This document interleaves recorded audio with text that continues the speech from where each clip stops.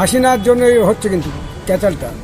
হাসিনা যে ওর দেশেও চলে যাক এবং জীবনহানি করার জন্যে ভারতবাসী সেটা তাকে আস্তনায় দিক আর রেখেই দিক, যাই করুক, এটা তো আমি মনে করবো ভারতবর্ষ খারাপ করিনি।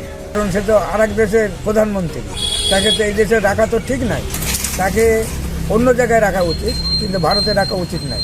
আমরা চাই যে সে যেখানকার সেখানেই যাক। আমার মনে হয় হাসিনাকে নিয়ে যখন এত কিছু, হাসিনাকে দেশে না রাখাই ভালো আমাদের ভারতবর্ষ। হাসিনার জন্য হচ্ছে কিন্তু ক্যাচালটা। হাসিনা যে ওর দেশেও চলে যাক, আমরা ওকে গার্ড করতে যে আমাদের অশান্তি। আমরা একজন প্রধানমন্ত্রী হিসেবে আর একটা দেশের সরকার প্রধানমন্ত্রী, একজন প্রধানমন্ত্রী সে বিপদে পড়েছে, পার্শ্ববর্তী রাষ্ট্রে গিয়ে তার নিরাপত্তা তাকে দিতেই হবে। এটা তো খারাপ না, কিন্তু এটা তো ভালো জিনিস।